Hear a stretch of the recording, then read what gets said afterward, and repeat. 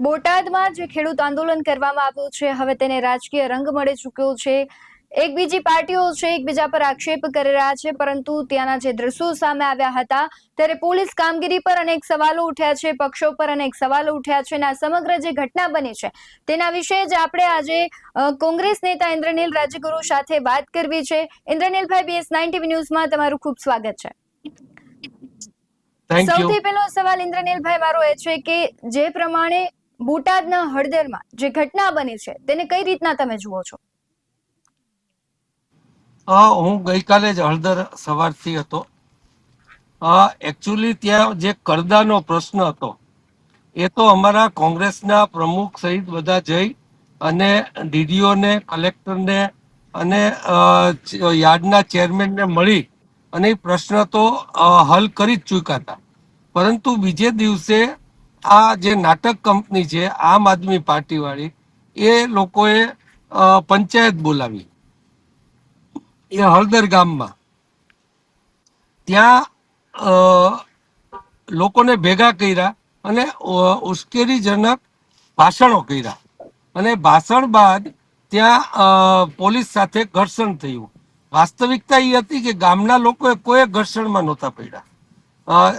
સુરેન્દ્રનગર અને રાજકોટ જિલ્લાઓના પાસિંગ વાળી ગાડીઓ જ બધે ત્યાં કબજે થઈ છે અને એ લોકોએ ત્યાં દંગલ કર્યું અને માર ખાધો આખા હળદર ગામના લોકોએ. કેમ કે પોલીસને પણ કદાચ ત્યારે નહીં ખબર હોય કે ભગવાન જાણે કે પોલીસને આવી કુટેવ પણ હોય છે, અમસ્તા મસ્તી લોકોને મારવાની, જે બહુ નિંદનીય છે. અને પછી આઈડેન્ટિફાઈ કર્યા કે એમાંથી એના સીસીટીવી ફૂટેજ ઉપરથી ને બધા ઉપરથી કે 85 લોકો આમાં ઇન્વોલ્વ હતા. અમથા 300 લોકોને મારી મારીને પોલીસે ત્યાં પોલીસ સ્ટેશનમાં પૂરી દીધા હતા. પછી આઈડેન્ટિફાઈ કરવાની કાર્યવાહી કરી અને આઈડેન્ટિફાઈ કર્યા 85 લોકો.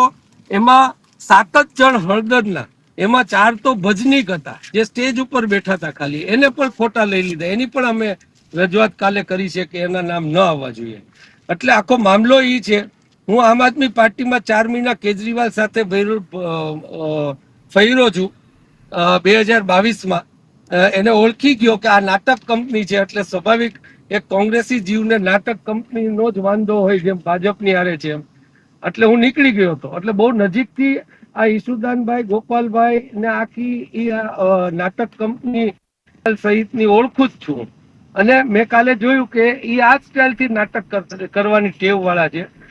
એટલે જે સુરેન્દ્રનગર વાળા ભાઈ લઈને આવ્યો હતો એને ત્યાં તોફાન કરાવ્યું અને માર હળદર વાળાએ ખાધો. અને એટલા માટે કે સોશિયલ મીડિયા થ્રુ આમ આદમી પાર્ટી ખેડૂતો માટે જ્યારે લડી લેતી હોય એક પ્રચાર ઉભો કરવા માટે લોકોને માર ખવડાવવો એ બરોબર નથી. આમાં મારી એક પણ વાત ખોટી હોય તો તમારી ચેનલ ઉપર હું કોઈ પણ આમ આદમી પાર્ટી વાળા સાથે આની ચર્ચા કરવા માટે તૈયાર છું, જવાબદાર માણસો એને. ઇન્દ્રનીલભાઈ, પ્રશ્ન પોલીસની કામગીરી ઉપર પણ થયો છે, કારણ કે એ દરમિયાન પત્રકારની પણ અટકાયત કરવામાં આવી હતી જે ફરજ બજાવી રહ્યા હતા. ન માત્ર સામાન્ય લોકો, એટલે રાજકીય રંગ અત્યારે મળી ગયો છે, પરંતુ જે સામાન્ય લોકો હેરાન થયા છે, પોલીસની કામગીરી પર અનેક સવાલો થયા છે. ત્યારે તમને લાગી રહ્યું છે કે પોલીસની કામગીરીમાં કંઈક ચૂક થઈ હોય અથવા કોઈના ઈશારે પોલીસે કામગીરી કરી હોય? જો પોલીસ છે ને, એની મુશ્કેલી એક છે કે એ લોકોને દબંગગીરી કરવી જોઈએ છે અને એમાં જ્યારે એને વાગે ત્યારે તો હટતા હોય છે. એ હદ પોલીસે વળોટી છે ત્યાં, એ બરોબર નથી થયું. તમે સામાન્ય માણસને ઘરમાંથી કાઢીને શું કામ મારવા જોઈએ?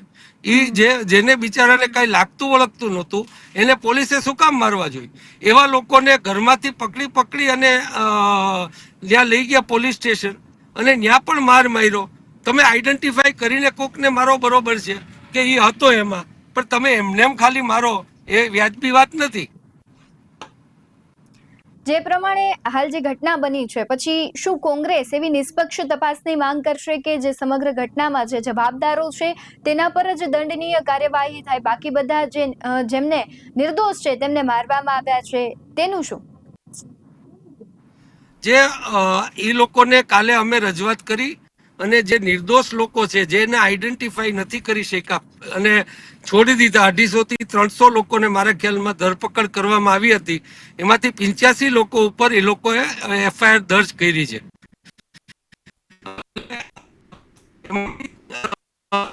સંપૂર્ણ ગામે એટલે એની પણ અમે જઈને રજૂઆત કરી છે કે એ 4ને કાઢી નાખો અને બાકી બધાને કાલે છોડી દેવામાં આવ્યા છે. અને અમે આમાં અમે દંગલ નથી, કેમ કે લોકો ઉપર અત્યાચાર થાય એવું રાજકારણ ન જ હોવું જોઈએ એવું અમે સ્પષ્ટ માનીએ છીએ. અને આ લોકો દંગલ કરાવીને ભાજપ સત્તા ઉપર આવી અને આ લોકો પાસે દંગલ કરાવીને ભાજપ સત્તા ઉપર રહેવા માંગે છે. અને કમનસીબી તો એ છે કે એના કહેવાતા ખેડૂત નેતા ખેડૂતોને જ્યારે માર પડી રહ્યો હતો ત્યારે એ પાટલા દરવાજેથી કે ગુમ થઈ ગયા, ભાગી ગયા. અમારો કોંગ્રેસનો નેતા કોઈ આવી રીતના લોકોને મૂકીને ન વહી જાય. આ ફરક મોટો છે. આ ભાજપની મિલીભગત છે. અને એવું બની શકે કે પોલીસ અને આમ આદમીએ નતર બે મુખ્ય લોકોને કેવી રીતના નીકળી શકે પોલીસ ધારે તો, પણ એ લોકોને છટકવા દેવાના અને પછી આખી કાર્યવાહી મારતું ઝૂડની કરવાની અને લોકોને ઉશ્કેરવાના. અને જે અત્યારે ભાજપથી ખૂબ નારાજ લોકો છે એનો મત બગડે એ માટે આપમાં દોરવાના. આ ભાજપ અને આમ આદમી પાર્ટીની બંનેની આ જે ફિતરત છે એ લોકોએ સમજવાની રહી. પણ સવાલ એ છે ઇન્દ્રનીલભાઈ કે જે આખું આંદોલન હતું હવે રાજકીય આંદોલન થઈ ગયું હોય કે એવું લાગી રહ્યું છે, કારણ કે પાર્ટીઓ એકબીજા પર આક્ષેપ કરી રહી છે, પોલીસ પર અનેક સવાલો થઈ રહ્યા છે. ખાસ ભારતીય જનતા પાર્ટી એમાં અને ત્યાંના જે ધારાસભ્ય છે તેમનું મૌન છે એ ખૂબ ઘાતક હતું, કારણ કે આખી ઘટનાઓ થઈ, જો તેઓ રોકી શકતા હતા શાંતિથી ખેડૂતો સાથે ને ચેરમેન સાથે વાત કરીને આ બધું જ જે કડદા પ્રથા છે તેનું નિવારણ લાવી શકતા હતા, તો કેમ એ લાવવામાં ન આવ્યું? બેન, મેં તમને એ જ કીધું કે એ લોકોએ શું કર્યું, એને તો નાટક જ કરવું તો એવું કર્યું હોય, પણ આનું એ સાચું તમે બોલ્યા એ જ એનું સાચું નિરાકરણ હતું. અને એ નિરાકરણ અમારા બોટાદના જિલ્લા પ્રમુખ હિંમતભાઈ કટારિયા સહિતની અમારી ટીમ જઈ અને પ્રશ્નનું નિરાકરણ તો આગલે દિવસે થઈ ગયું હતું. આ દંગલ થયું એના આગલે દિવસે કલેક્ટરને મળી અને યાર્ડના ચેરમેનને મળી અને આ કરદો કરે એનું લાયસન્સ કેન્સલ કરવાનું આ નિર્ણય તો થઈ ચૂક્યો હતો. પણ એ એટલે જ હું નિર્ણય કહું છું બાબતે કે આ એવું હતું નાટક કે ખેડૂતોને લેખિતમાં જોઈતું હતું. ઈ મૌખિક રીતે પછી મારા ખ્યાલમાં રવિવાર આવ્યો હતો એટલે લેખિત પણ એ લોકોને જોતું હોત તો લેખિત પણ આપત. પણ એના માટે આવું દંગલ કરવાનું શું જરૂર, જ્યારે એ લોકોએ સ્વીકારી લીધું હતું, કલેક્ટરે સ્વીકારી લીધું હતું, ચેરમેને સ્વીકારી લીધું હતું. અને બિલકુલ અમે જરા પણ સહમત નથી. ખેડૂતો સાથે જે આ કરદો થાય છે એ જરા પણ ચલાવી લેવાય એવી વાત નથી. પણ એનું નિરાકરણ ખેડૂતોને માર ખવડાવીને ન કરાય. એનું નિરાકરણ તમારે ડાયલોગથી કરવું જોઈએ. અને નિરાકરણ ન કરે તો ગાંધી ચિંધ્યા માર્ગે ત્યાં સમય આપીને બેઠું રહેવું જોઈએ, ભૂખ્યા રહેવું જોઈએ. તમારે આગેવાન છો તમે સમાજના, તો તમારે એનું નિરાકરણ એમ કરાય. આવું દંગલ પોલીસ અને આમ આદમી પાર્ટી એટલે કે પોલીસ એટલે કે ભાજપની સૂચના અને આમ આદમી પાર્ટી ભેગા થઈ અને આવું દંગલ એ બહારના માણસો લઈ આવીને પાસે કરાવે એ મારા ખ્યાલમાં વ્યાજબી વાત નથી. જી ઇન્દ્રનીલભાઈ, આપ જોડાયા તે બદલ આપનો ખૂબ આભાર.